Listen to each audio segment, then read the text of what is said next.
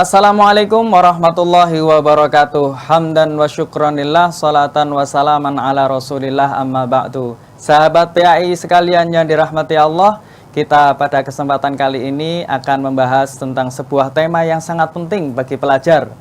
Kita akan bersama-sama membahas tentang tema yang cukup aktual di kalangan remaja, yaitu tentang khomer.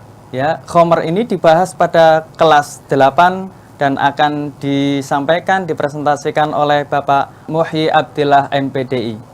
Mari kita simak bersama. Alhamdulillahirabbil alamin, waktu yang telah dikasih atau yang diberikan oleh Pak Bahar. Oke anak-anak, kita awali pertemuan hari ini dengan bacaan basmalah. Semoga awal dari basmalah ini nanti akan menjadi lantaran kita untuk mendapatkan ilmu yang manfaat fid dini wad dunya wal akhirah. Bismillahirrahmanirrahim. Oke, pertemuan hari ini kita akan membahas tentang larangan minuman keras, judi, dan pertengkaran. Anak-anakku yang berbahagia, oke, kita pada saat ini sering dihadapkan pada lingkungan yang tidak efektif untuk siswa saat ini, yaitu banyak sekali kita temukan lingkungan-lingkungan yang tidak kondusif. Di antaranya banyak lingkungan-lingkungan yang mengajak pada hal-hal yang negatif. Di antaranya yaitu banyak orang-orang di sekitar kita yang suka minum minuman keras. Ada yang berperilaku atau melakukan perilaku judi, bahkan sampai ada yang pertengkaran. Oke anak-anakku, itu yang ada di sekitar kita. Untuk materi hari ini, mari kita cermati kisah berikut. Temukan apa yang menyebabkan seseorang hamba bisa jatuh derajatnya menuju lembah dosa. Oke, mohon dicermati anak-anak. Kisah tentang Mbah Yai Barseso.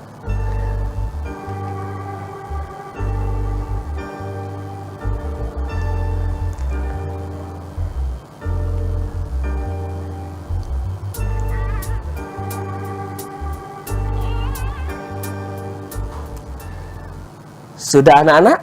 Sudah menemukan kenapa seorang hamba bisa jatuh derajatnya di hadapan Allah ke lembah jurang dosa?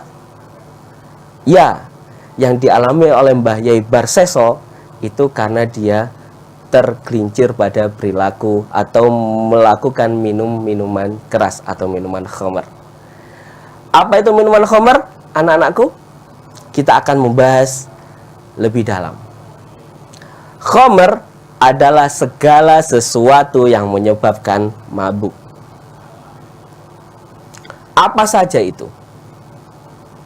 Ya, mulai dari arak. Ada yang dikenal dengan tutup merah. Ada yang dikenal dengan psikotropika dan narkoba. Semua yang bisa membuat kita menjadi mabuk itu dikatakan khamar. Sudah paham anak-anak? Oke, kita lanjut. Hukum khamar. Secara tegas Allah melarang orang yang beriman mengkonsumsi makanan dan minuman yang haram. Di antaranya adalah minuman keras atau khamar. Keharaman khamar ini ditegaskan dalam hadis Nabi yang berbunyi, Ani bin Umar, anna Rasulullah sallallahu alaihi wasallam qala kullu muskirin khamrun wa kullu muskirin haramun. Rawahu Muslim. Yang artinya dari Ibnu Umar bahwa Rasulullah Sallallahu Alaihi Wasallam pernah bersabda, setiap yang memabukkan adalah khamr, dan setiap yang memabukkan adalah haram. Hadis riwayat Muslim.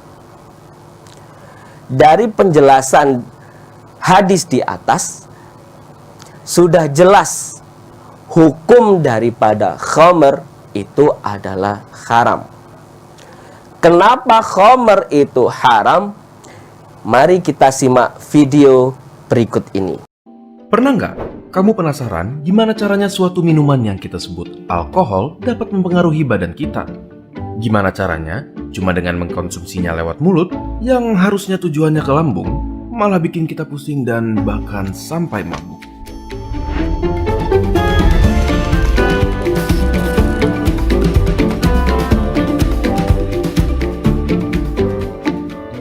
Coba kita mulai dari alkoholnya sendiri. Apa yang kita kenal dengan alkohol yang dikonsumsi manusia sering juga dikenal dengan sebutan etanol, merupakan senyawa yang kecil. Lebih kecil lagi. Sedikit lagi? Oke. Kenapa sekecil itu? Karena etanol bisa melewati celah yang sangat ketat. Bahkan di salah satu barrier atau pelindung terpenting yang ada di tubuh kita. Coba bayangkan, senyawa-senyawa ini membaur ke dalam saluran darah kita secepat 20 menit bahkan di saat perut kita penuh. Namun, yang sebenarnya membuat kita sampai bisa merasa pusing adalah fakta bahwa senyawa alkohol bahkan membaur ke dalam otak kita. Tapi, bagaimana caranya? Otak kita dilindungi oleh suatu lapisan bernama blood-brain barrier yang fungsinya adalah meregulasikan komponen di dalam darah yang bersirkulasi ke dalam otak. Tapi, karena ukuran senyawa etanol yang sangat kecil, dia dapat dengan mudah menembus blood-brain barrier melalui darah melewati pertahanan tersebut. Inilah yang dapat membuat kita merasa pusing, mual, dan lain-lainnya. Terlalu banyak alkohol dapat memperburuk efek-efek tersebut dan bisa saja membuat kita tidak sadar sama sekali terhadap lingkungan sekitar sekalipun.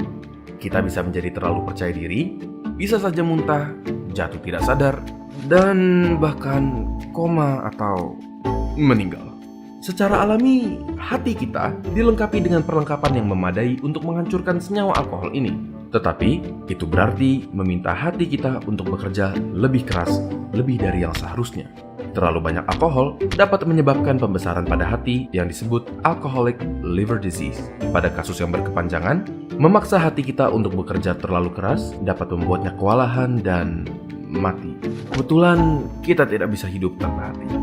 Tidak hanya itu, alkohol juga mengganggu produksi darah di dalam sumsum tulang dan mengakibatkan anemia, suatu kondisi di mana tubuh kita tidak mempunyai cukup banyak sel darah merah dan dapat mengakibatkan kelelahan dan bahkan mengancam nyawa jika berlanjut terlalu parah. Jadi, seberapa banyak alkohol yang bisa kita minum?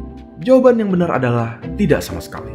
Suatu penelitian menunjukkan bahwa meminum alkohol 1 hari saja meningkatkan kemungkinan berkembangnya masalah kesehatan sebanyak 0,5% dibanding mereka yang tidak mengkonsumsinya. Bagaimana menurut kalian? Apakah fakta-fakta ini cukup mengerikan atau terdengar biasa saja? Apakah kalian suka membahas fakta-fakta seperti ini? Bantu teman kalian mengetahuinya juga dengan membagikan video ini agar mereka bisa cari cara lain untuk melupakan mantan. Sudah disimak videonya? Oke, sudah tahu makna dari video yang ditampilkan tadi? Oke, kita akan membahas selanjutnya, yaitu tentang dampak negatif tentang aspek fisik, dilihat atau ditinjau dari kesehatan fisik dan fisiologis. Di antaranya yang pertama yaitu adalah karena kita sering minum minuman khamr, itu akan membuat seseorang menjadi mabuk dan mengalami sakit kepala, mual, muntah, serta nyeri pada bagian tubuh tertentu. Yang kedua, tekanan darah tinggi karena minuman beralkohol dapat memicu tekanan darah tinggi. Yang ketiga, menurunnya kekebalan tubuh dan tubuh dapat dengan mudah terserang infeksi. Yang keempat, memperbesar resiko terjangkit penyakit kanker, penyakit jantung, gangguan pernafasan, dan gangguan pada organ hati kalian. Subhanallah. Ternyata dampak negatifnya minuman khamr itu terlalu besar. Karena dampak negatifnya yang begitu besar, maka sudah selayaknya minuman khamr itu hukumnya haram. Oke anakku. Selanjutnya, selain kita melihat dari segi kesehatan, kita juga akan melihat dampak negatif tentang minuman khamr dari segi gangguan jiwa. Yang pertama anak-anakku, apa? Satu, yaitu adalah gangguan daya ingat. Karena kalian sering minum minuman khamr, itu menjadi daya ingat kalian semakin rendah. Ingin belajar sulit untuk menerima, menghafal sulit untuk menghafalnya, dan sebagainya. Yang nomor 2, gangguan bahasa. Dapat mempengaruhi kemampuan berbahasa pasien. Kesulitan berbahasa ditandai oleh cara berkata yang samar-samar. Bahasanya ya kan? Stereotipik, tidak tepat, dan berputar-putar. Yang dibahas selalu diulang-ulang karena dia tidak fokus. Gangguan kejiwaan yang nomor 3 karena dampak negatif daripada minum-minuman khamr itu adalah perubahan kepribadian. Apa contohnya? Mudah marah, dikit-dikit marah, senggol bacok, meledak-ledak. Ya, itu adalah dampak gangguan jiwa dari seringnya kita mengkonsumsi minuman khamr. Sudah tahu anak-anakku dampak dari minuman khamr dari segi kesehatan, dari segi gangguan jiwa kita. Masih ingin mencobanya? Tentu jangan. Ya anak-anakku. Oke. Bagaimana cara kita menghindari minum-minuman khamr atau minuman keras? Dengan cara yang pertama, anak-anakku harusnya mendekatkan diri kepada Allah Subhanahu wa ta'ala. Sering melaksanakan sholat tepat waktu, bergaul dengan orang-orang yang soleh. Yang nomor 2, menjaga diri kita dari hal-hal yang sekiranya merusak dan tidak berguna bagi diri sendiri atau orang banyak. Yang nomor 3, membedakan mana yang boleh dilakukan dan mana yang tidak boleh dilakukan. Kalau itu mudaratnya terlalu besar, dampak negatifnya terlalu banyak, maka jangan sekali-kali kalian ingin mencobanya. Yang keempat, menanamkan sifat yang baik dan memberi contoh yang baik kepada anggota keluarga agar tidak terjerumus pada minuman keras dan pergaulan yang tidak wajar. Ini adalah cara supaya kita terhindar dari mengkonsumsi minuman keras atau khamr. Untuk lebih jelasnya, kita akan melihat tayangan video berikut ini.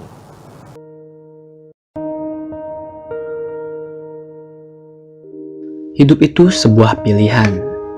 Ketika kau memilih kebaikan, maka akan ada kebaikan juga yang menghampirimu.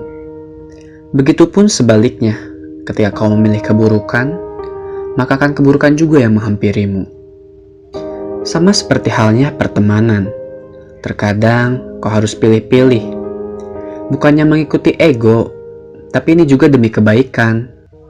Andaikan aku juga adalah orang yang pilih-pilih, aku tidak akan terjebak dalam jurang kesesatan, terbujuk teman untuk batang perusak jantung, bahkan untuk sebotol minuman perusak kehidupan. Awalnya aku ragu, hati pun berkata tidak. Namun, karena rasa penasaran yang besar, aku pun mencobanya.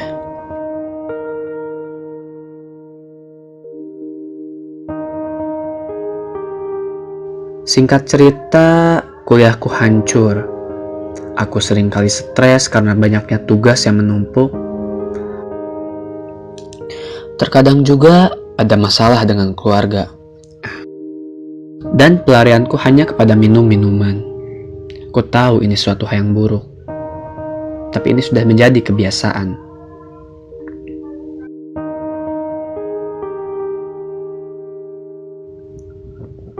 Aku bingung. Aku ingin keluar dari jurang ini. Tapi entah kenapa hanya minuman inilah yang membuatku tenang.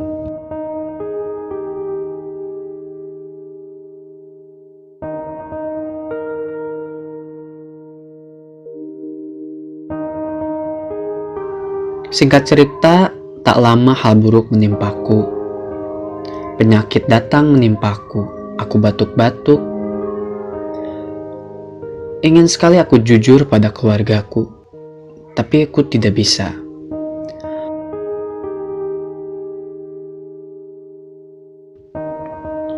Aku merasa malu pada diriku sendiri. Mungkin sekarang yang kau perlukan hanyalah rangkulan dari orang terdekat. Namun, aku malu untuk terbuka kepada keluarga.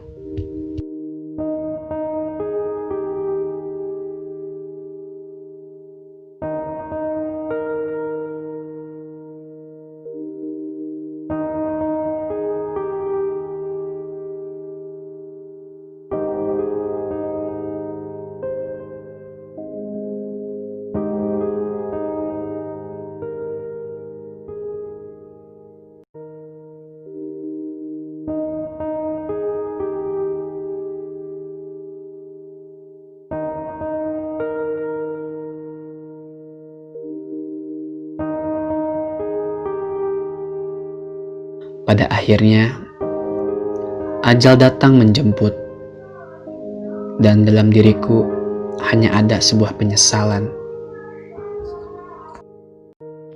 Pesanku untuk kalian, para generasi muda, janganlah sia-siakan masa muda kalian untuk hal-hal yang tidak penting. Dan ingat, kalian masih memiliki kesempatan untuk berubah. Oke anakku, sudah selesai menonton videonya? Sudah tahu dan bisa mengambil hikmah dari video tampilan tadi? Oke, kita akan beranjak pada subbab yang kedua yang kita bahas, yaitu judi atau al-maisir. Bung Haji Rhoma Irama sering mengatakan judi tet, ya. Jadi itu bukan judi tetnya, tapi judi yang dimaksud di sini itu adalah al-maisir, yang artinya mudah, yakni mengambil harta orang lain dengan mudah tanpa susah payah, yang sering disebut dengan berjudi. Nyampe sini sudah paham tentang pengertian judi? Oke, kita lanjut yang kedua. Dampak negatif dari perilaku judi. Anak-anakku, ketika Allah melarang kita untuk tidak melakukan judi, ketika Allah melarang kita untuk tidak berperilaku untuk melakukan perilaku judi, tentu ada dasar dan sebab musababnya. Ya, tidak lain dan tidak bukan karena dampak negatifnya yang terlalu besar. Apa aja itu dampak negatifnya? Yang pertama, termasuk perbuatan setan yang dapat merugikan pribadi orang lain. Segala jenis apa yang menjadi perilakunya setan, tabiatnya setan, tentu kita sebagai orang yang beriman tidak lagi ikut-ikutan untuk mengikuti jejak para setan. kalau tidak mau menjadi keluarganya setan. Yang nomor 2, dapat merugikan ekonomi karena sering melakukan atau sering memubazirkan. Kok bisa memubazirkan? Jelas, padahal uang itu enak seumpamanya mah kalau dibuat untuk membelanjakan anak istri, saudara, membantu teman yang lagi kesusahan. Lah ini dibuat untuk judi, dibuat untuk taruhan, yang mana uang tidak kembali malah rugi. Jelas itu ekonomi kita jelas mengalami kerugian dan salah satu perilaku yang mubazir. Dampak negatif yang ketiga, lalai dalam melaksanakan kewajiban. Sering-seringnya orang yang sudah tanek, sudah ajek di hadapan lingkungan orang yang judi, dengar suara adzan tidak terdengar karena sudah ditutupi telinganya oleh setan. Yang keempat, seseorang menjadi malas bekerja.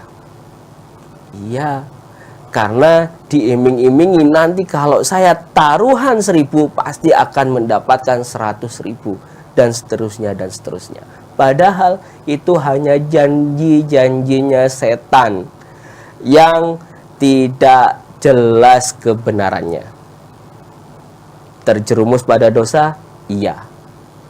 Pahala? Tidak.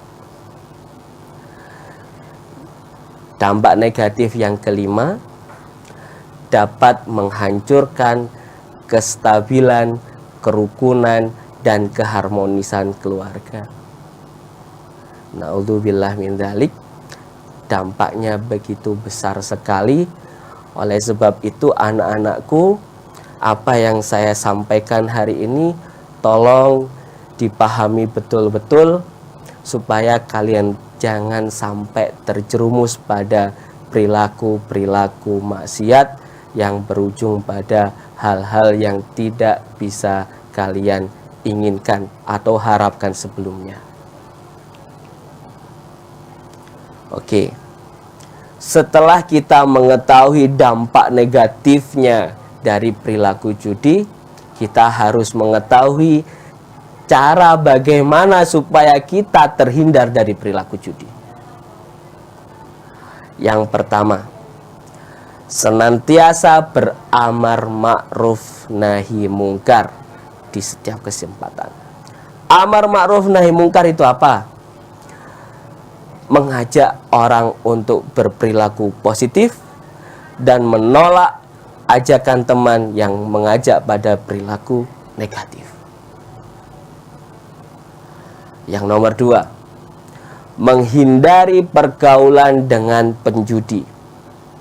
Kalau tidak mau dikatakan tidak mau terjangkit penyakit judi, maka jangan sekali-kali kalian berteman atau berkerumun dengan para penjudi. Nomor 3, berusaha mencari rizki yang halal dan qanaah atas pemberian Allah Subhanahu wa ta'ala. Berapapun itu nilainya, nominalnya, asalkan cara kita untuk mendapatkan rizki itu dengan cara yang diridhoi oleh Allah, dengan cara yang halal, insya Allah barokah. Titik dorong barang mesti kurang, akeh dorong barang mesti luweh.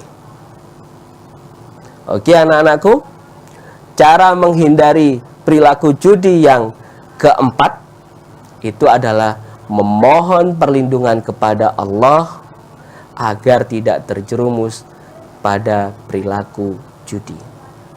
Sering kita setelah sholat jangan langsung pulang, zikir dulu. Setelah zikir kita memohon kepada Allah, kita memanjatkan doa kepada Allah supaya diri kita selalu dibimbing oleh Allah menuju jalan ridho Allah Subhanahu wa ta'ala. Oke, anak-anakku, untuk selanjutnya kita akan membahas tentang hikmah dari kita tidak melakukan judi. Tentu kalau ada iming-iming judi itu enak, ternyata itu ndak enak sama sekali. Kalian sudah tahu dampak negatifnya. Ya.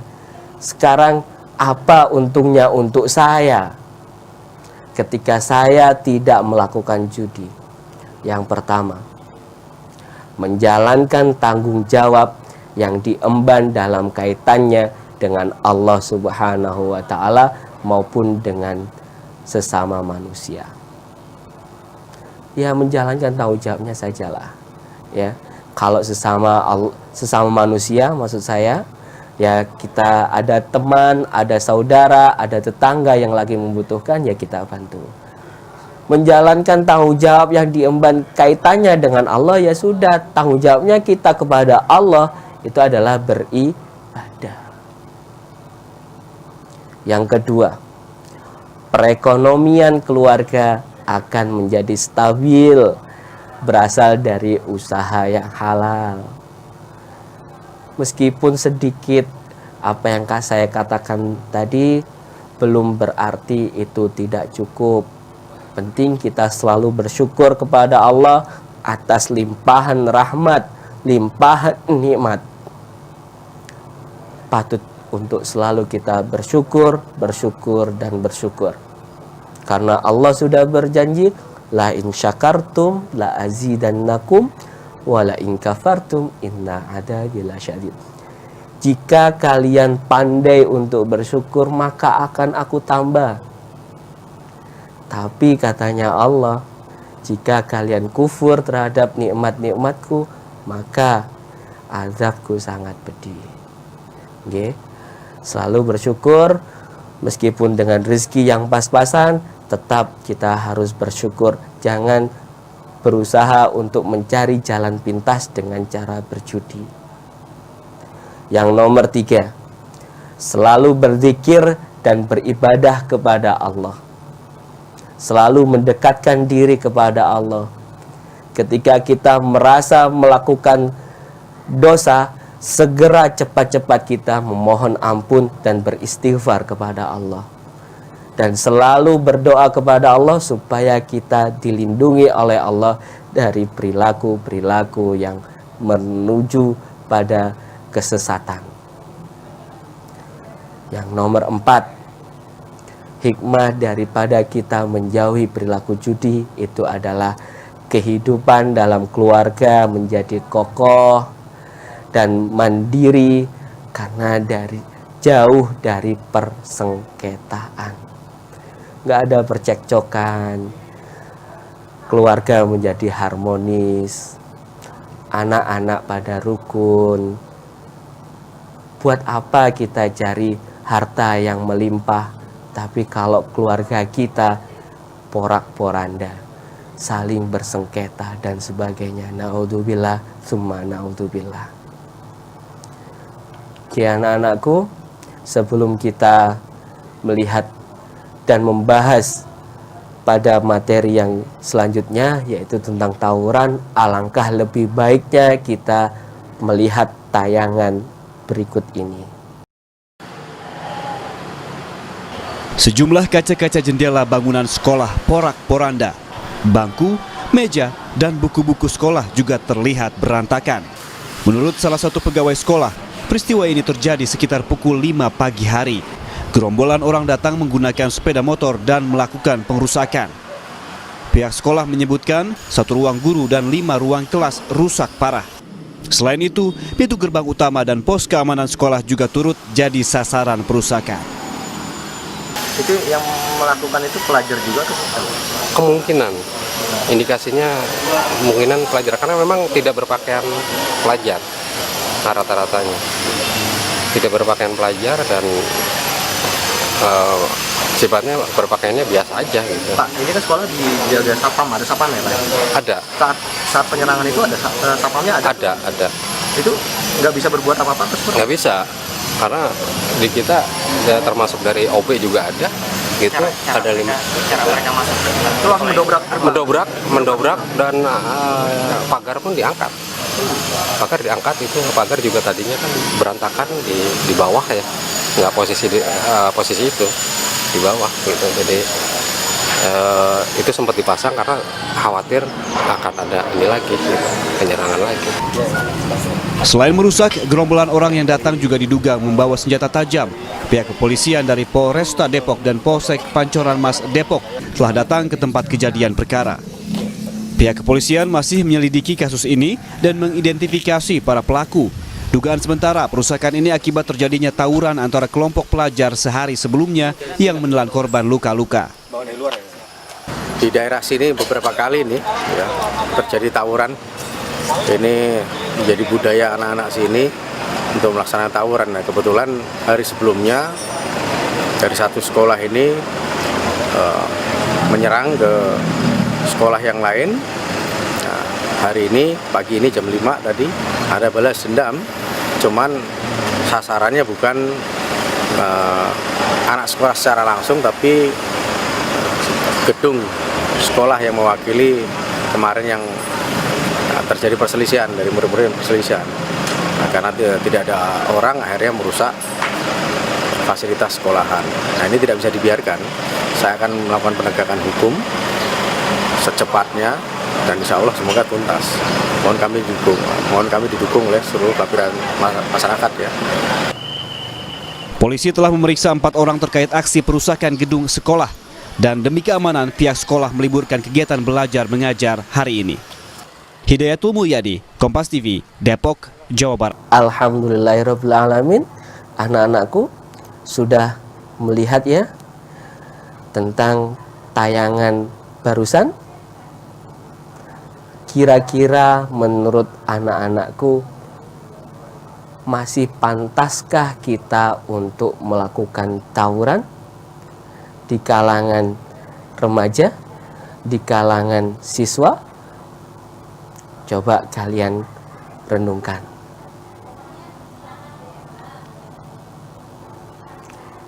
Oke anak-anakku, kita akan membahas tentang tawuran. Tawuran atau perkelahian itu sering kita lihat, kita mendengar, kita menyaksikan di sekitar kita. Media sosial, media cetak, banyak sekali. Tapi kita harus paham dulu apa itu tawuran. Tawuran merupakan suatu kegiatan perkelahian atau tindak kekerasan yang dilakukan oleh sekelompok atau suatu rumpun masyarakat. Kalau namanya tawuran mesti bergerombol. Ya. Jadi kalian yang jiwanya masih muda, tolong jaga emosi kalian. Jaga hati kalian. Selalu hiasi diri kalian dengan selalu berzikir kepada Allah.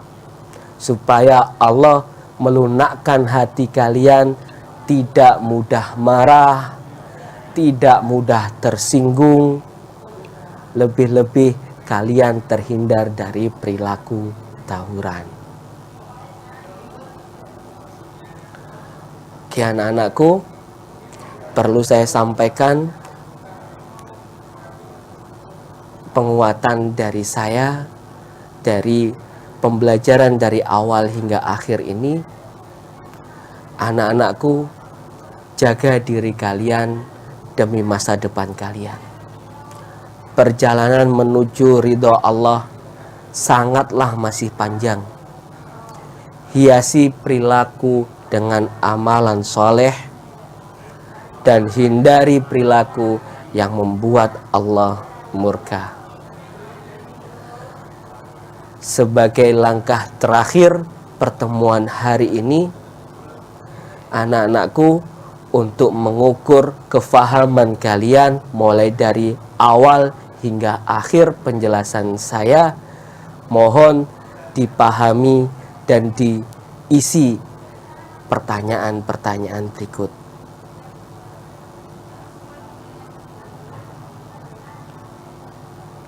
Dan berakhirlah pelajaran hari ini. Semoga pelajaran hari ini dimudahkan oleh Allah Subhanahu wa Ta'ala untuk kalian memahaminya, sehingga pelajaran hari ini menjadi pelajaran yang bermanfaat untuk diri kalian, untuk sesama kalian, untuk keluarga kalian, dan lebih-lebih untuk masa depan kalian. Dari saya, mohon maaf apabila salah kata dan salah ucap. Wabillahi taufik wal hidayah, waridho wal inayah. Wassalamualaikum warahmatullahi wabarakatuh. Demikian pembahasan dan ulasan tentang khomer yang disampaikan oleh Bapak Muhyi Abdillah. Semoga bermanfaat dan kalian menjadi generasi yang diharapkan kejayaannya oleh bangsa. Billahi taufik wal hidayah, wal afu minkum. Wassalamualaikum warahmatullahi wabarakatuh.